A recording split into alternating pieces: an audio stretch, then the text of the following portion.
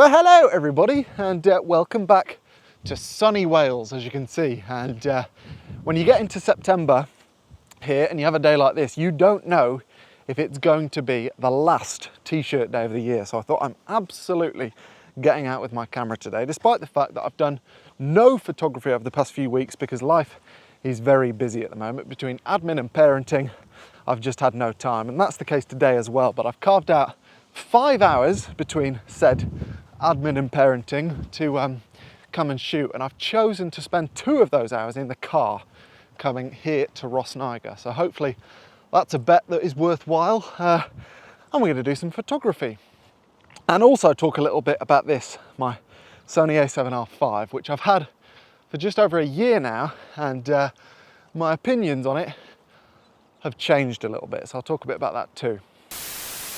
Right, I've realised that it makes absolutely no sense to talk about this camera now, since I've only got 3 hours to shoot.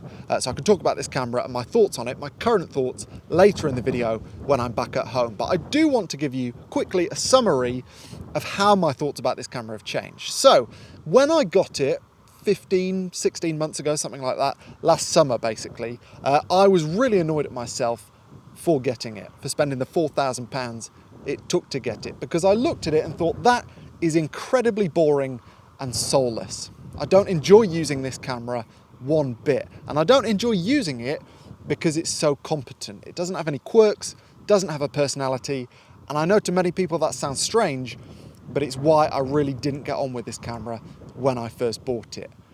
Now, I still find it really competent and really boring because it's competent, but I see that as a positive. I see a lack of personality as a positive. And I think it's akin to being in an airport taxi, for instance, where you really have to get something done in that taxi ride. And the relief you feel when the taxi driver doesn't talk to you and clearly has no interest in a conversation, which means you can concentrate on what it is you want to concentrate on. And I've found that with my photography over the past year. This camera doesn't get in my way. It doesn't interrupt me with its quirks because it doesn't have any. And I like that. But let's go and shoot.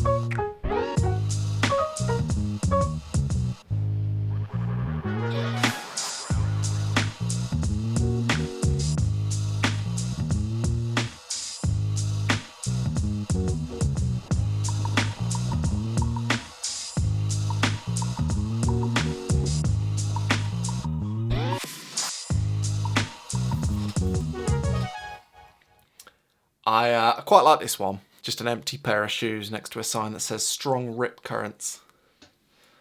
I think that works quite well. This one I really felt like I should have gone and helped that guy.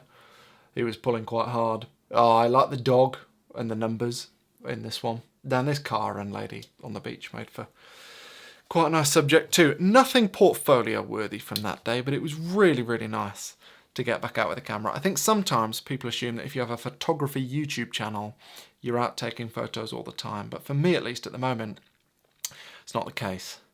I hope for it to be the case at some point in future, before long.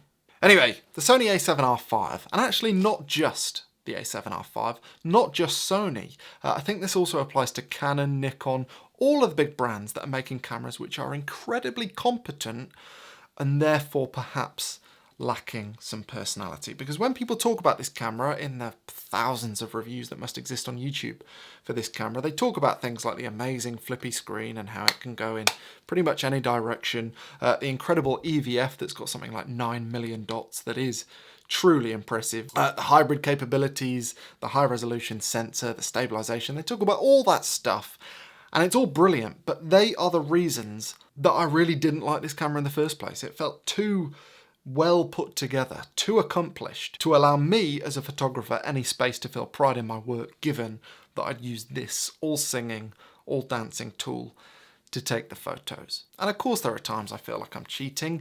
If I'm using IAF on an animal or my son, I'm not really employing any skill to use this camera and to get a sharp shot. But mostly my relationship with this camera and cameras like this these days is full of appreciation for the fact that they just don't get in my way, as I said. And sure, there are times that I wish I was shooting with something like a Leica M11, because there's a camera that I did own for a while, and it was full of quirks, and I loved those quirks.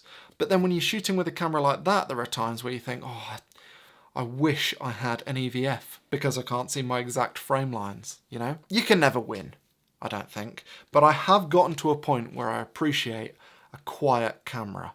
And when I say quiet, I mean in terms of the fact that it doesn't distract me from what I'm trying to do with it. Probably sounds a bit strange, that, and I have done an entire 180 with my thoughts on this camera. But that is the joy of YouTube, I think. The fact that, like everyone, I change my mind over time. It's just that if you have a YouTube channel, you document those mind changes, and then people call you a hypocrite. Anyway, a big part of my relationship change with this camera has been down to this lens, the 40, the tiny little 40 that I've talked about a lot on this channel, and also the lens that I spoke about a couple of months ago, this 24-50, which I think is an absolute triumph. The difference between shooting with this and shooting with a 24-70 is profound, mostly because I think, yes, it's smaller, but also it's collapsed at the end that I use most, which is 50 as opposed to 24, where it's extended out. And so basically what I think I'm saying is, sorry, Sony, for being so rude about your incredibly boring cameras, but I now appreciate your incredibly boring cameras. Anyway, I imagine that makes absolutely no sense, so I'll stop rambling now. But a big thank you for watching what I imagine is quite a short video this week. And also a huge thank you to the sponsor of this video, Squarespace. I love my Squarespace website. I have done for the past 7 or 8 years. And I've just put a page on my website about the Antarctica 2026 trip. It was super simple to design. It's all drag and drop, very simple to use, don't need to know a single line of code. And as a place for pages like that, or somewhere to send newsletters from, or somewhere to host a blog, or somewhere to show your portfolio, which I think is crucial for all photographers, Squarespace is the platform I would recommend. They have so many templates that are fantastic for photographers. As I say, you don't need to be technically minded at all, and even someone like me can set up an online store where I can sell my books and prints and presets, all that kind of stuff. And it's a joy. I love it. So if you're a photographer, and I'm guessing most of you are, and you'd like somewhere online to showcase your work that you control, then check out Squarespace for a free trial. And after that, if you'd like to make a purchase, just go to squarespace.com/James to get 10% off your first purchase. And I'll see you next week, or the week after, when I'll probably be shooting with my Sony A7R5. We get along famously now, after a year.